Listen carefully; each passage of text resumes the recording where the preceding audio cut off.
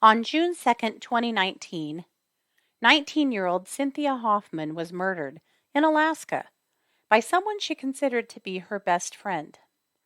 As time marched on, a web of greed, catfishing, and stupidity unfolded, resulting in murder charges for Denali Brehmer, Kayden McIntosh, Darin Schilmiller, and others. Last week, Denali pled guilty to murder in the first degree.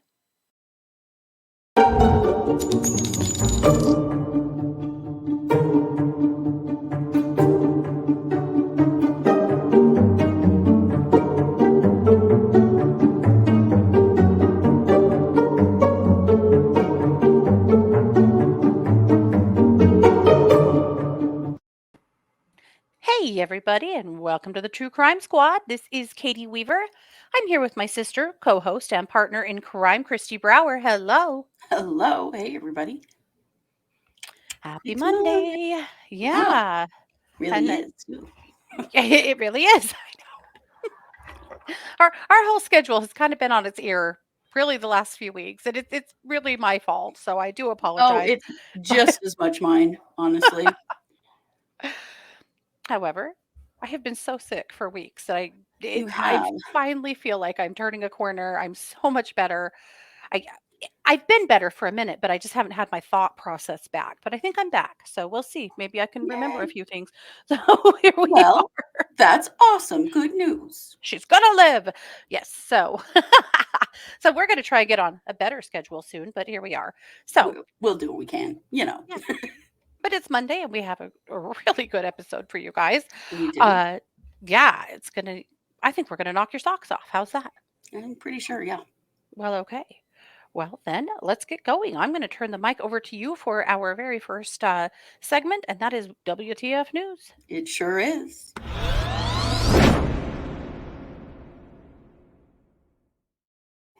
Friends, you know how every time there's a school shooting, there's a group of gun lovers, or as I like to call them, gun fuckers, who just want all the teachers and the school staff to carry a gun because that's going to solve the whole problem, right? Hmm.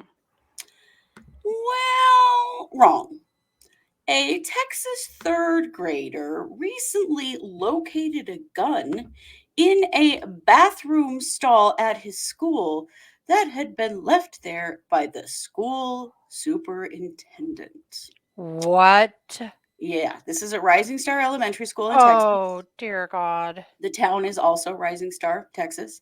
So, the school superintendent, Robbie Studeville, now known as Stupidville, openly carries a firearm at school. So does the principal, because, Texas. America. Yeah. Yeah, so he took the gun off while he was using the restroom and put it like on the stall. Like, I think it was like a belt that hung over the stall. Hmm. And then he left the stall for about 15 minutes before a student found it. Uh, Wisely, because this third grader is smarter than the superintendent, the kid didn't touch the gun. He just went and notified a teacher, like, there's a gun in the bathroom. oh, my God. Um, so Stupidville said there was never a danger other than the obvious. Oh, yeah, that's the danger. That That's would be the the danger. point, dumbass. Yeah. And that he was proud of the Oh, student for how he handled the situation, better than Stupidville did. well, yeah. And uh, if it had been a different student or a different situation, I mean, are you kidding me? Right. Right. But listen to this, because Stupidville just gets stupider and stupider. He says, this is one of those examples of guns in schools. Regardless of who takes responsibility, they are a considerable danger, and one should school their child to be on the lookout for any unusual placement of a weapon or anything out of place. Regardless of who takes responsibility, Responsibility. huh, Um, Stupidville? Stupidville, I'm afraid that your parents didn't school you correctly because are you even kidding me right now? Right, right. So, Rising Star Police Chief Dawn Braley has confirmed That there is an investigation underway after their office was notified about this, because what the hell? Yeah.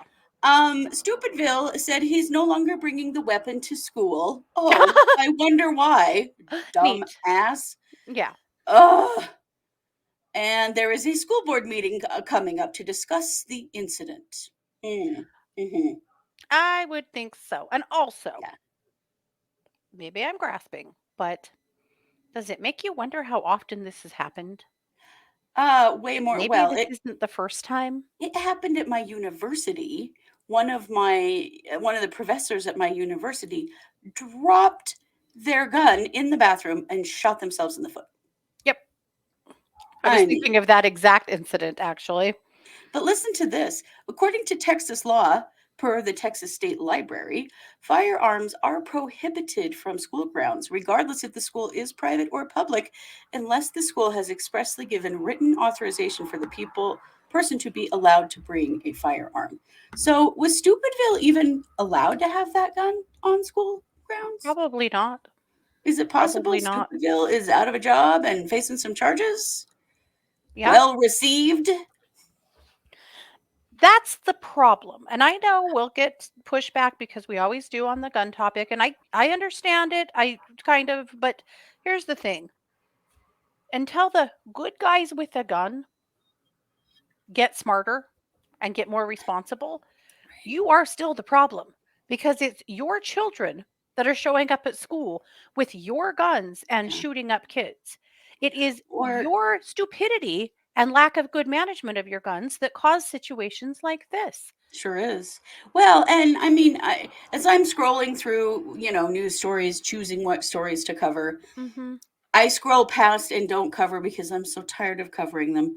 Mhm. So many cases of children getting a hold of their parents' guns and shooting themselves, Mhm. another child, their parents. So Mhm. this is not even necessarily school related. These are cases Mhm. that happen at home because Oh, people are fallible. Let's just say Stupidville is fallible. oh, here in Idaho a few years ago, a 2-year-old fished a gun out of his mother's purse while sitting in a shopping cart at Walmart and shot her. Yeah.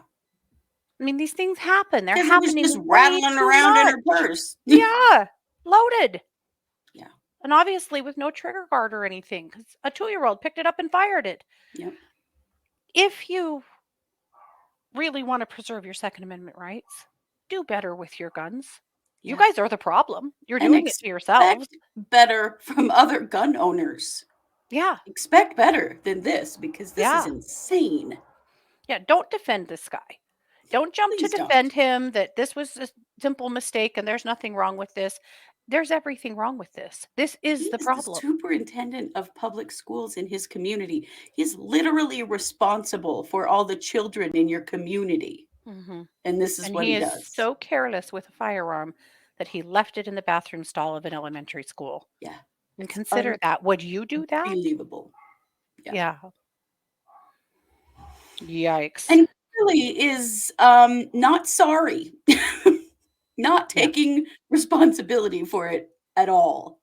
The stuff he says is just stunningly ridiculous. Yeah.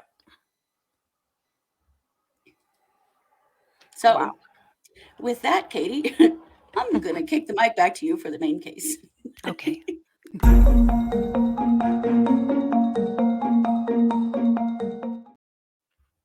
Okay. I want to start with telling you a little bit about Cynthia Hoffman. This is Cynthia. Cynthia was 19 at the time of her death in 2019. Cynthia was learning disabled. And at 19, her family said her mentality was somewhere around that of a seventh grader. Cynthia really, really, really wanted to have friends and wanted to fit in and wanted to have a normal life. Sure. She lived with her family in a trailer house. It sounds like there were a lot of people in a small house, but they made it work. She worked for her dad. He was a handyman, and she had gotten good at doing things like mixing up cement and measuring windows and doing various things to help him out, and he paid her for her help. She was a very sweet girl with a beautiful soul. Yeah. She came home every night. She slept in her bed every night. She was very dependent on her family. Yeah. Well, a girl from high school, Denali Brehmer, Oh, Denali. had somewhat befriended her. In fact, befriended her to the point that she believed that Denali was her best friend and was saying that Denali was her best friend, apparently. Mm. Uh, at least that's what the media is saying. I'm going to say right now that I wonder how true that is, but that's every article says it. So I'll say it, Mhm. but I'm also going to say it with some prejudice because I wonder. Mhm. I mean, obviously she wasn't, but I also wonder. But still, at any rate, this is Denali. So Denali was 18, and again, they went to the same high school. Uh, High school was really hard for Cynthia. Her family called her Cece, by the way. Mm. Really hard for her, but her dad says she really tried hard and fought through it and managed to graduate, and that was a huge accomplishment for her. Yeah. So after she graduated, she was hanging out a little bit with friends.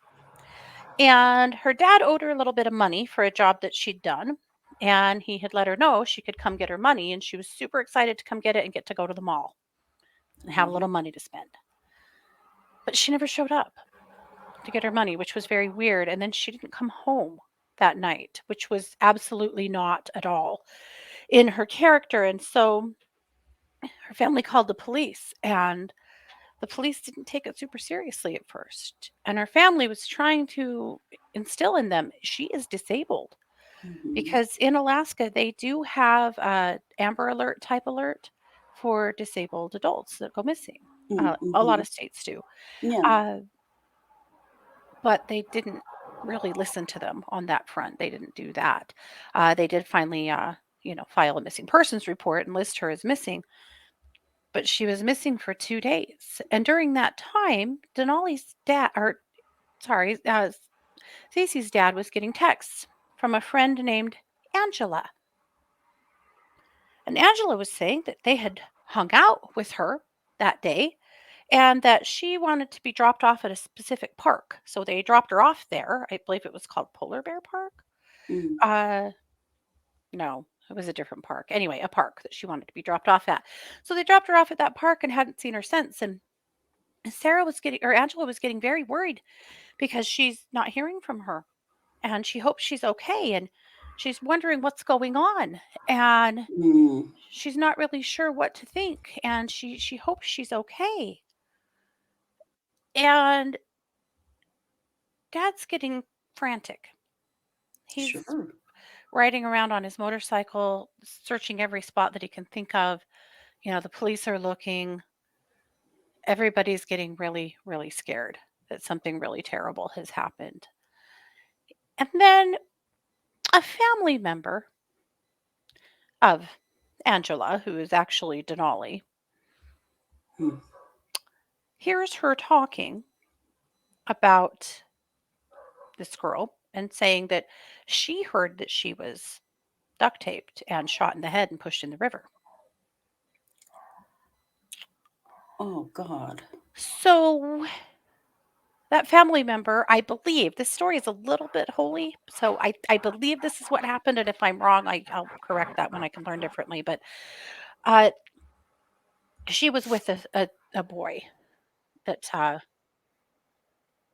she was talking about that she heard that he did this. So the police, this person contacts the police, and the police pick up this boy named Kayden McIntosh. Kayden's 16. He's a homeless teenager, apparently. Pick up Speak up just a little. We're losing you somehow, or maybe your mic is pushed back. They pick up Kayden Oh, McIntosh, there you go. who's 16, and talk to him about it. This is the 4th. She disappeared on the 2nd of June. And he folds and tells him the whole story that Mm. that he and Denali and some other people had been involved too, but it was these two that were involved in the actual carrying out of the plan. that they had taken her to a different place other than where Angela said that she was, and they had pushed her in. They had bound her with duct tape around her hands and her feet and her mouth, and that Denali had brought the gun, but that he had fired it, shot her in the back of the head, and they pushed her into the river. God. And it didn't take very long for them to find her body. So he gets charged immediately. Sure. They questioned Denali and let her go. Why? Because she's a big damn liar. And they think that they Mhm. know the story at this point. They think they know the story. Mhm. But the story doesn't track. And they do more digging and they discover something totally different going on. What they find is that Denali has been communicating with this complete and total jackass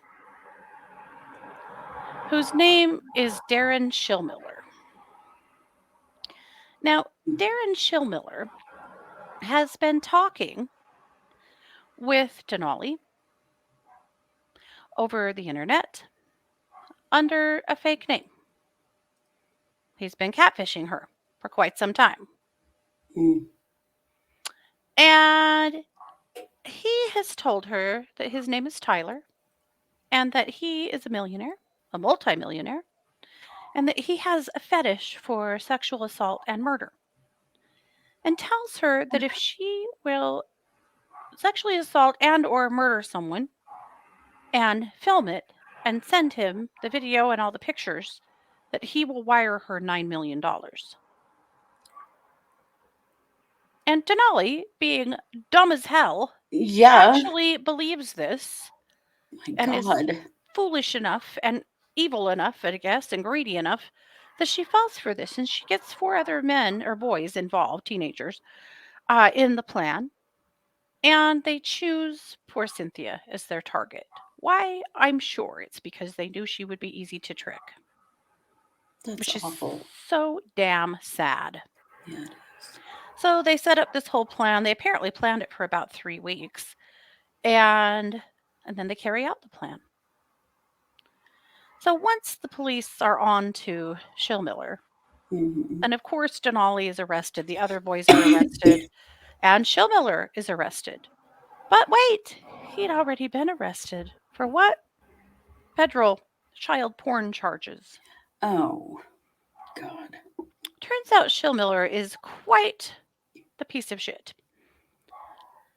So, first, I want to read you a statement from his family because I think it's pretty telling and sad all by itself. This is a statement his family released after he was arrested. Darin Schilmiller was born as Darin Thomas. He is a low functioning individual, which was apparent at an early age. His biological family did not want him.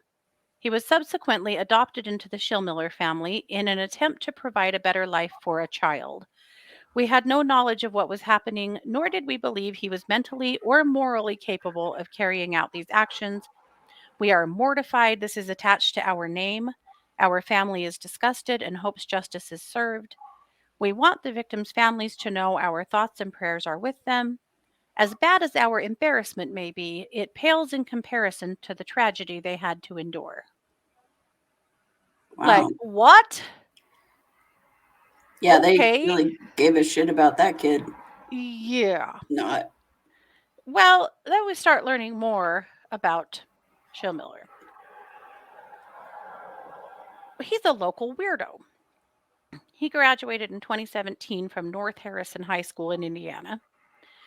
And as the news starts talking to some of his former classmates and people that know him, they discover that he's been catfishing people all over the place, or trying to, Mm-hmm. and that he's been reaching out to girls he went to high school with who are now young mothers and posting pictures of their little families on social media and asking them to send diaper changing pics. Oh, God. Mhm. That's Yeah. disgusting. Yeah, he is just really something. Uh, he also, in high school, relentlessly was asking for nudes and bikini pics, and constantly had fake profiles that he was picking up on girls with. He lives in a town of 600, so people pretty Oh, much knew him, but they yeah. all just thought he was a harmless weirdo. Bro, no. Mm-mm. Diaper pics? Are you kidding me? Yeah, that's not harmless at all. Not at all. Yeah. So he already has, one woman said that he catfished her and started kind of a fraudulent online courtship and told her, I have a problem I want to tell someone and I don't know how. And she said, well, you can tell me, I'll help you. So he says he wants to reveal his secret, but before that, he needs to have some diaper change photos of her daughters. So, Oh, of course, God. she's totally disgusted and ends her interactions with him. But I wonder what he was about to tell her. I'm guessing Call it's the about, cops, lady. Why yeah, didn't you tell anyone? good question. Yeah. Apparently, somebody in California had actually reported this to the police in 2018 that he had been hassling her for diaper change pics. And the police didn't really do anything with it and closed the case, closed the file to actually investigate it. So that's pretty damn How sad often do considering. we hear that? There Mhm. was an opportunity to derail someone before they did something really terrible, and authorities didn't take the opportunity. Mhm. I mean, how much more obvious is it that this guy is screwed up and is on a fast train to destroying himself and other people with something Mhm. like that? Yeah, Ugh. exactly. So in his exchanges with Denali, he confesses to her that he has a child porn fetish and rape fantasies. This is the man she believes she's in love with and is about to make her a millionaire. Oh, Jesus Denali. Christ, Denali, are you kidding me? Are you even? Locals said that they just thought he just was slow. That was their answer for him behaving like this. Uh, no, that's not slow behavior. That's pedophile behavior. Yeah, yeah, What? My God. definitely. So obviously he gets charged with murder. They Texas is one of those, or sorry, Alaska is one of those states where they charge you with a whole bunch of different things to see what sticks. Hmm. So they all had like first degree and second degree murder and kidnapping and all of these different charges piled on their plates. And they all pled not guilty. But last week on Wednesday, Denali Brehmer changed her plea and pled guilty. It is a plea agreement with the prosecutor. They've dropped all other charges except for first degree murder. All of these other folks that have been charged are still pleading not guilty. So they've flipped Denali. Mhm. So I would imagine they'll probably all need to plea here soon because not only do they have all of this electronic evidence that is just damning as hell, it's also proof of the crimes that she Snapchatted to him, as well, of course, as just all of their other, communications. I mean, everyone's going down, but Hmm. she was just the first one to grab a deal. So sentencing for her is going to be, I believe, in August. It will be a minimum of 30 years, a maximum of 99 years. And it's a Wow. judge sentencing. Mm. So Okay. we'll definitely watch for that. Hmm. It's just such a sad case. It makes me so sad, that poor Cynthia just wanted to have friends Yeah. and that these evil people glommed onto that and used her innocence as a reason to target her, to murder her. I will say that investigators have said there is absolutely no evidence that she was sexually assaulted, Thank God. which, if there's any blessing in this, it's that one. Right. But her poor family are still just trying to move on and put their lives back together. Her poor Can dad, the you interviews with imagine? him are just heartbreaking. Yeah. Yeah. He said that he figured in her last moments she was probably crying out for her dad. Probably. And it sucks. But I feel like these are those stories that need to be told because this kind of catfishing and online behavior is becoming way too common. Well, These and it's things happening with happen. teenagers. Yeah. Yeah. And I gotta say that Schilmiller couldn't have been that slow if he had Right. these skills to do these things with technology. Mhm. Mhm. And clearly had plenty of time on his hands and enough tech to be able to do all of these things. Yeah, So, yeah, I'm not buying that either at all. He wasn't slow, he was creepy. There's a big difference. yeah, there is. He was creepy, and it's evidenced by this behavior. So, we'll keep an eye on it. I'm really curious to see what happens with the rest of them. Obviously, Mhm. Schilmiller is facing similar charges, and then, of course, the younger man that actually pulled the trigger, he also is in a lot of trouble and Yeah, probably will also still end up with first degree murder convictions, I would imagine, because he actually pulled the trigger. good. So You he should. should. He should. If you are capable of doing that, I don't care who tricked you. If you're capable of doing that, you don't belong in society. No, definitely not. Yep. All righty. Well, that is that. So, Kristi, I am going to turn the mic back over to you for our last segment, which is some true crime news. Yes.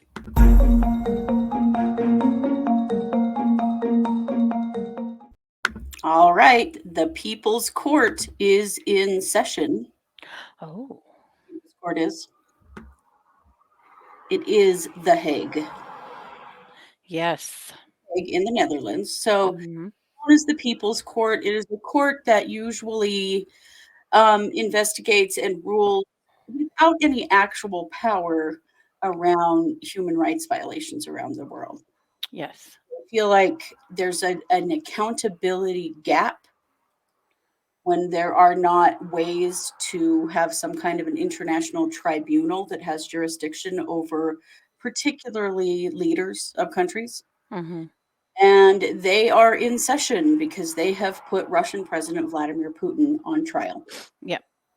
for the crime of aggression over his invasion of Ukraine. This is symbolic, obviously, Hmm. because they have no legal powers, but they do bring people's attention to horrific things that are happening around the world that should have consequences that don't Hmm. have consequences.